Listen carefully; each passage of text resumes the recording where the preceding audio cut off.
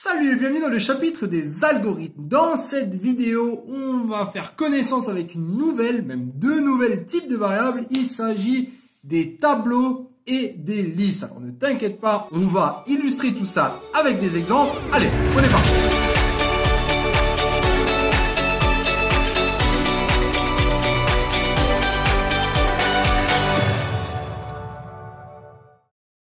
Les tableaux ou les listes, qui ne sont rien d'autre qu'un cas particulier des tableaux. Jusqu'à présent, nos variables étaient trois types. Soit des chiffres, entiers, réels, du texte, caractère, une lettre, une phrase, ce que tu veux, ou des booléens. Non, mais non, un booléen, soit c'est vrai, soit c'est faux, c'est juste un état. Oui, non, c'est binaire. Trois variables assez quand même simple à comprendre, mais la vie, c'est pas toujours une sucette au chocolat mal dessinée. Non, parfois, elle nous réserve de mauvaises surprises et on se fait piquer notre friandise.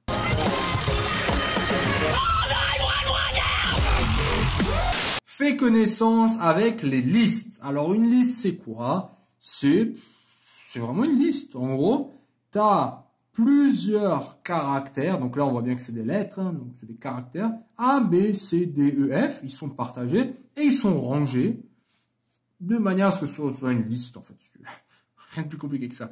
Comment on déclare cette variable? Très important. Alors on appelle comme d'hab variable, celui-là j'ai envie de l'appeler X, deux points, et je le déclare comme tableau. C'est pour ça que je te disais, une liste c'est juste un cas particulier d'un tableau. Bref, un tableau, et après il faut préciser, il y a combien de caractères dedans? Là, c'est des caractères, des lettres. Il y en a 6. 1, 2, 3, 4, 5, 6. Donc, au niveau de la syntaxe initiale, je te rappelle, il faut toujours déclarer les variables tout en haut. On l'écrit comme ça. Donc, c'est un tableau de 6 caractères. Maintenant, comment l'initialiser? Comment l'initialiser? Ça va être la même chose. Tu te rappelles, si j'ai une variable y qui est un nombre entier, y, je dis y égale à 2. C'est comme ça. Là, c'est une liste, donc je lui mets la même flèche et je vais juste l'écrire A, B, C, D, E, F. Rien de très compliqué jusqu'à là. Alors, maintenant, comment, c'est là où ça devient un tout petit peu plus compliqué, comment je fais pour afficher un élément spécifique qu'on appelle aussi indice. Ça, en fait, tous ces messieurs-là, lui, ce sont des indices. On va appeler ça le premier indice, deuxième, troisième, quatrième, cinquième, sixième. Ces indices, comment on fait maintenant pour afficher un indice spécifique? Pour afficher cet indice, allez, tu veux lequel? Allez, on prend le B, comme beau gosse.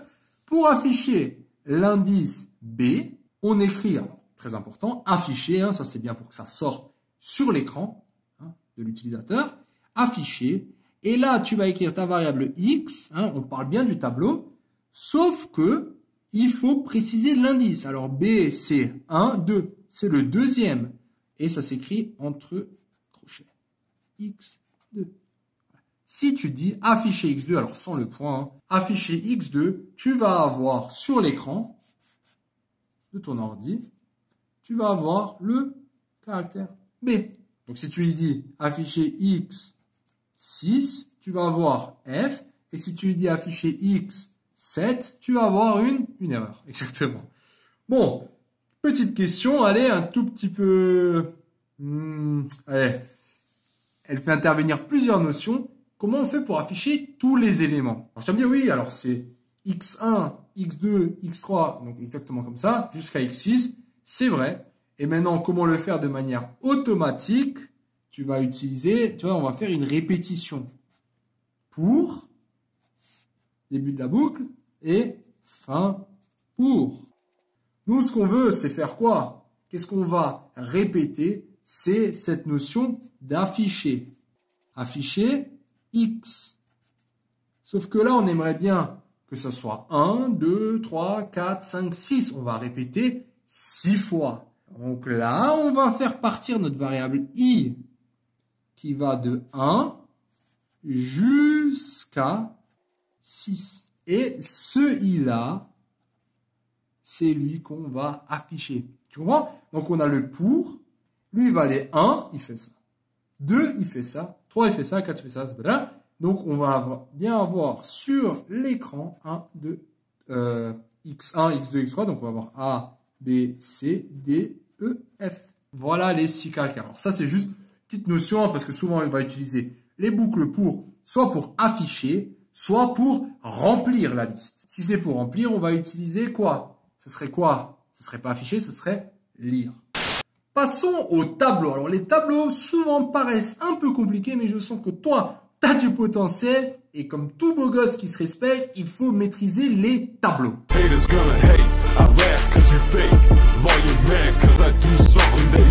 La bonne nouvelle, c'est que si tu maîtrises les listes, alors les tableaux, c'est quasiment la même chose. Pourquoi? Parce que voici un tableau. Alors, j'ai A, A, B, B, C, C. Donc, on voit les minuscules, majuscules. En fait, ça, il faut lire les colonnes. C'est comme si tu avais une première liste sur la première colonne et une deuxième liste sur la deuxième colonne. Mais une grande chose à apprendre, je dirais, au niveau du tableau, c'est LC. Pense LC. Regarde. Pour initialiser un tableau, c'est une variable T qui va être un tableau. Ensuite, il faut lui dire combien est-ce qu'il y a de lignes et combien est-ce qu'il y a de colonnes. Tu vois, c'est très important. Là, on dit il y en a 3 et il y en a 2. Est-ce que tu peux me demander, mais pourquoi on ne dit pas 2, 3? Très bonne question. Parce que c'est une convention. Un tableau, c'est toujours ligne, colonne.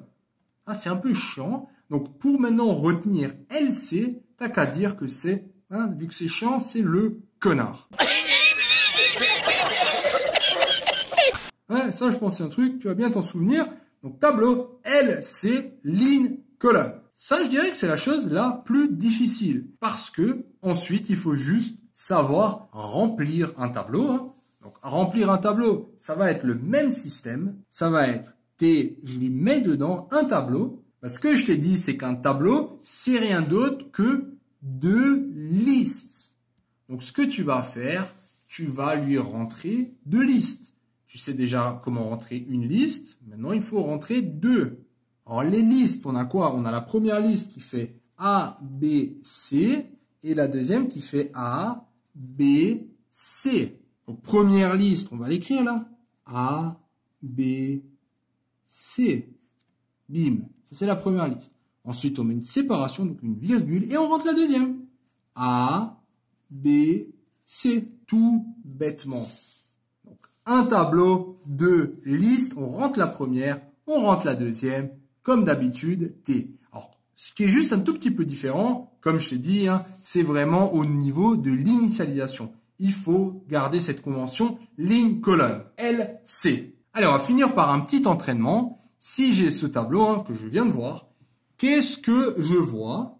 Si maintenant je dis x, 2, 1, je lui rentre la variable, le caractère f. Qu'est-ce que j'obtiens?